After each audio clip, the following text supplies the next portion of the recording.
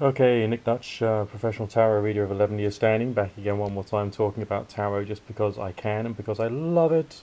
It's beautiful, it's great fun, and I'm talking about this one particular tarot deck for a couple of reasons really. This is the Celtic Tarot. I actually used to take this very same design deck with me when going to psychic fairs many years ago, and it's beautiful.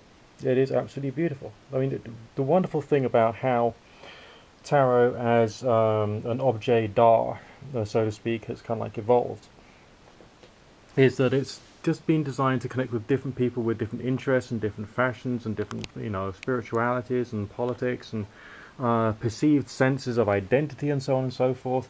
And so the Celtic Tarot is obviously designed to provide you with that, that sense of connection to something of a vaguely Celtic tradition. But what I think is really cool about this is because it's still following pretty much, not perfectly, but pretty much the traditional tarot design. The cards are more or less in the right order on the major arcanas.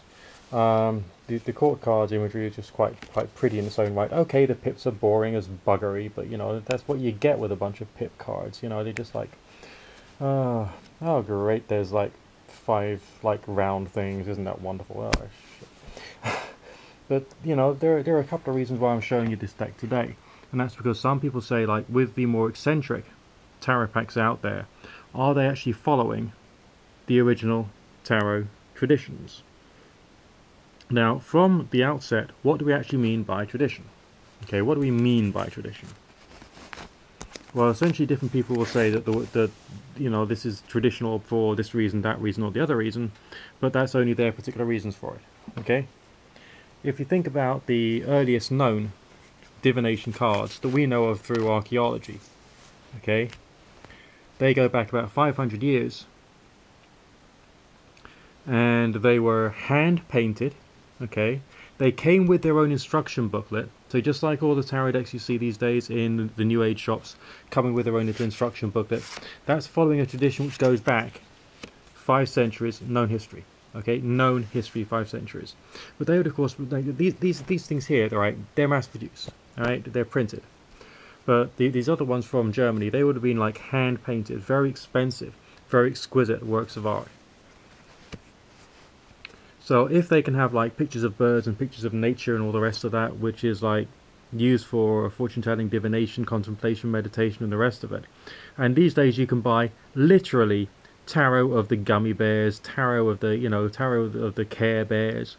I mean, I don't quite know what inspired someone to do a tarot for the friendly Care Bears. I mean, I don't know what you're supposed to be doing, getting them into tarot reading by the age 4, so you can then get them into ritual magic by the age 12, so by the age 18 they'll all become perfectly well integrated members of human society. I don't know. But sorry, that's just my my own little attitude problem coming out there. But I mean, like, it's all out there. Different people connect with imagery in different ways, and like traditions themselves and concepts of identity evolve and grow and develop with time. So yeah, even if you do have like a tarot with the gummy bears, I think someone out there is trying to design a tarot with Star Wars or something, then yeah, it's still part of the tradition. If you think about it, the ancient popular culture, what was it? It was predominantly religion, right? Your organized religion would be the main source of like mythology of the time and of the people and of the place. These days we got many more, alright? And so therefore the traditions of using objects of contemplation and objects of fortune telling and divination and all that stuff associated with things in popular culture is quite an ancient tradition. But even though it's being interpreted through like the gummy bears and Care Bears and Star Wars or whatever, probably there's a tarot with Star Trek out there as well. I mean, literally, it's all out there. It's all out there. Everything's out there. And it's slightly crazy, it's slightly eccentric, but it's also quite fun because you got to have a certain quantity of fun with all this stuff. And the challenges and different interpretations and all the rest of it, it's just beautiful and complex. And, I just like it. I just like it, I just like, cool. Now, there's some people out there saying that like some tarot packs are really, really powerful and you can't use them if you're new. I think that's bullshit. I think that's the most unbelievable quantity of bullshit ever. It's just art. It's like saying you can't go to some art galleries because they're too spiritually powerful for you. I mean, for fuck's sake. People out there in the world are mental. Okay? People out there in the world are absolutely mental. Okay? So you don't need to listen to them. And all this superstitious stuff about saying, like, you've got to have your first ever tarot pack bought for you, you can't buy it yourself, otherwise it's bad karma or bad luck or something equally preposterous. I mean, that's just like complete horseshit. Go to a shop and buy a pack of cards, okay?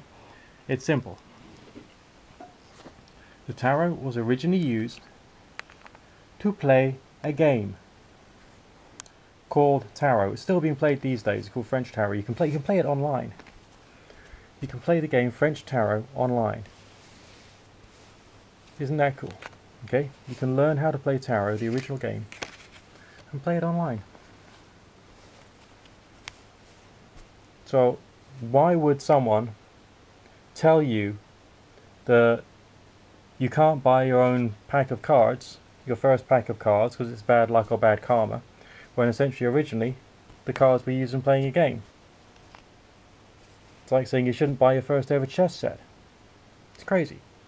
You know, there's lots of superstition, lots of like inappropriate values and thoughts and feelings and ideas, and we don't need to listen to them because, like, it's only people who are like really into destruction who want to terrify you in that way, rather than people who want to provide you with a bit of fun.